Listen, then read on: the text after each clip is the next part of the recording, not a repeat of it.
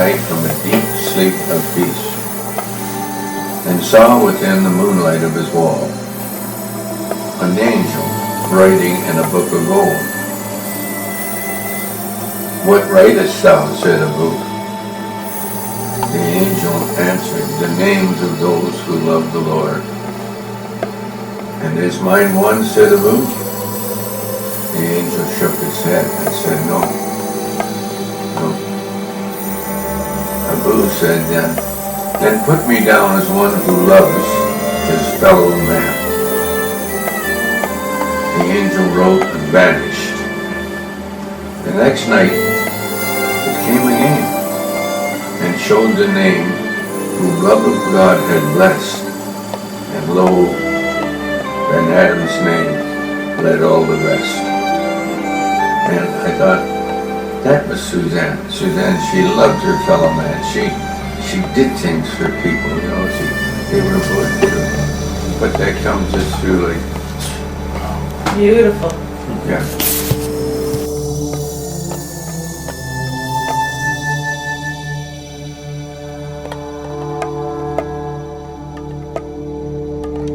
Of elementary school. And we had a rocking chair, it's still around, I guess. I don't know where it went. One of the houses. And I used to sit in front of the radio because you didn't have any television and listen to the Detroit ball games or on Saturday night when everyone was gone out and that. My mother loved to dance and the girls loved to dance, and you know, they'd be, and Joan would take, and as I was listening to that radio in the ball game or else on the Saturday night music programs, and she'd brush my hair. She'd just brush my hair. God, I loved that. And she always remembered it too. She said, yeah.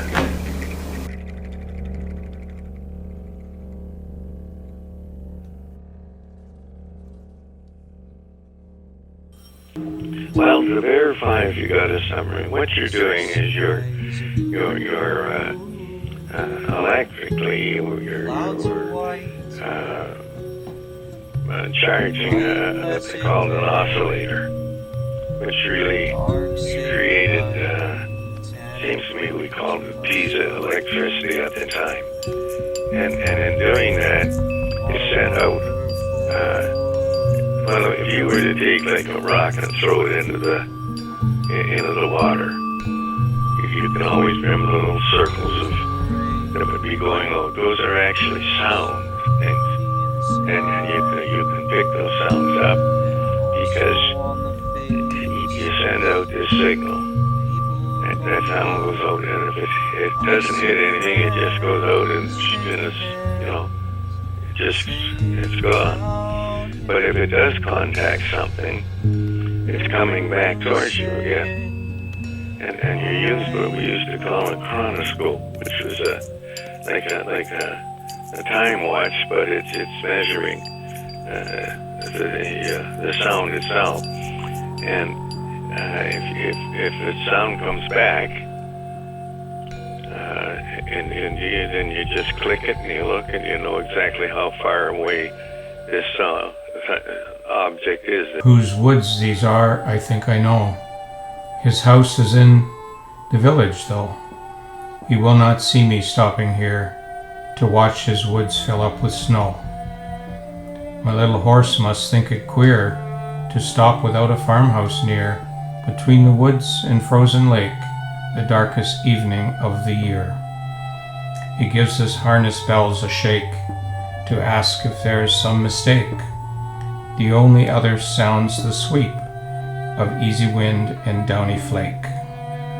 The woods are lovely, dark and deep, but I have promises to keep, and miles to go before I sleep, and miles to go before I sleep. Depth charges, we had them with what we call throwers that throw out from the ship, and then we had some about midships and some that would go over the stern. So we carried probably 30 or 40 depth charges at the time. And the idea was that you put settings on there, some to explode at 50 feet deep, some to explode at 100 feet, and you took other ones going out the side, on both sides. The purpose being, you get the submarine somewhere in the middle of the pattern that you've got, and then having these explode pretty well at the same time. And it was a procedure in itself that like we set the patterns and that, but we had others that were their duty to carry it out. And you had to go to be held to get over, because when they exploded, it lifted the whole end up of your ship up. Yeah.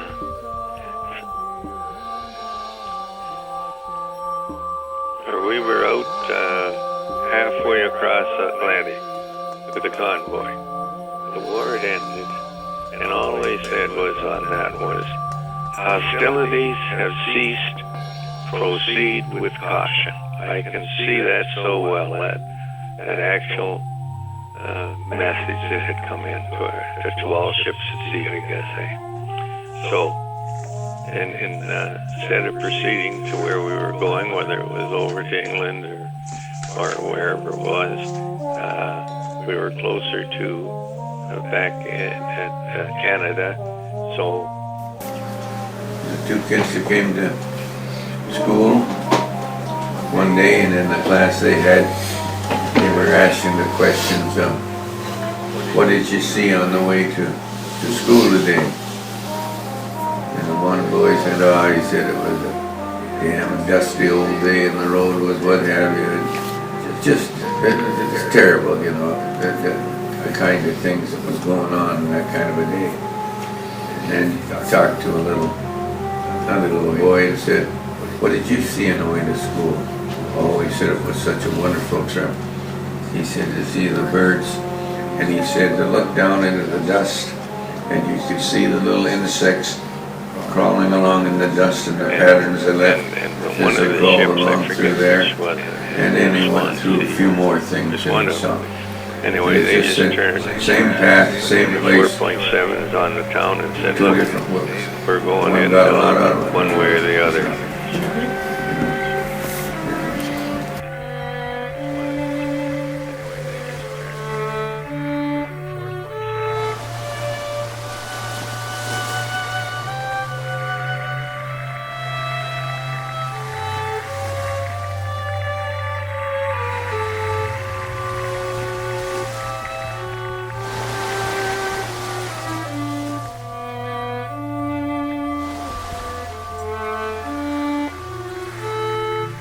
Everything was different, you know, and so they changed their mind and we went ashore, and it was quite a time.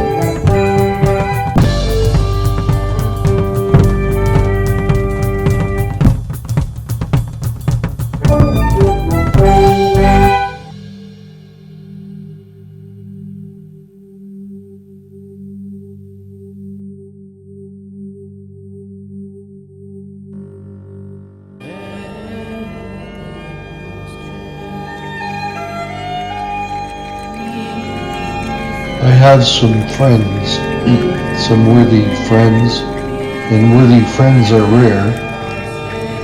These carpet slippers on my feet, the padded leather chair, this old shabby dressing gown, so well and worse for wear. I have some friends, some honest friends, and honest friends are few. My pipe of briar, my open fire, a book that's not too new. My bed is so warm, the nights of the storm I love to listen to.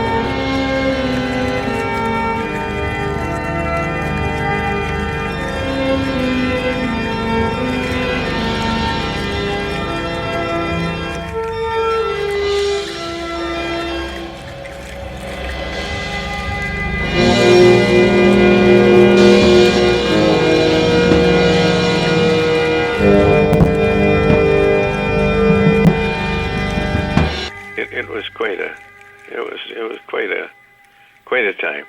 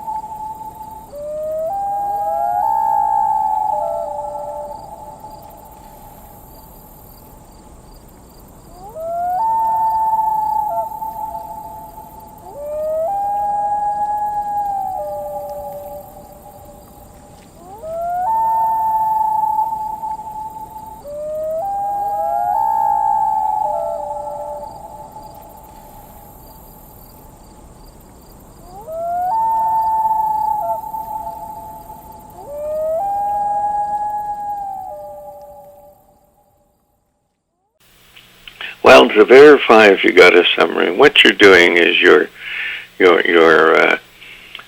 electrically you're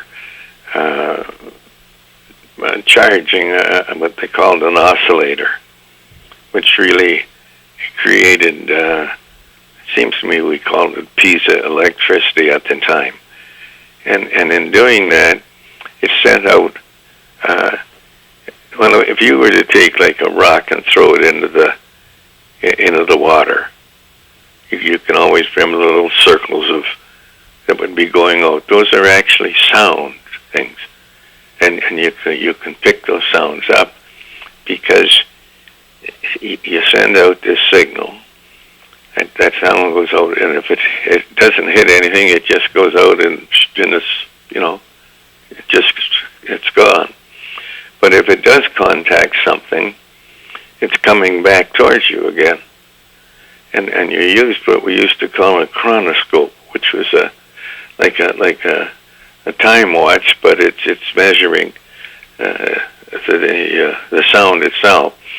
And if the sound comes back, and then you just click it and you look and you know exactly how far away this object is that you've contacted, and of course, if it just didn't have something to more or less send out a controlled beam rather than like the rock in the water with a big circle, you got a certain vibrations and going out at a speed that would put it into a narrow range. We had a number of depth charges. We had them with what we call throwers that throw out from the ship, and then we had some about midships and some that would go over the stern. So we carried probably 30 or 40 depth charges at the time, and the idea was that you put settings on there, some to explode at 50 feet deep, some to explode at 100 feet, and and you put other ones going out the side on both sides. The purpose being, you get the submarine somewhere in the middle of the pattern that you've got, and then having these explode very well at the same time. And that was a procedure in itself that like we set the patterns and that, but we had others that were to their duty to carry it out, and you had to go to be held to get over it, because when they exploded, they'd lift the whole end up of your ship up. Yeah.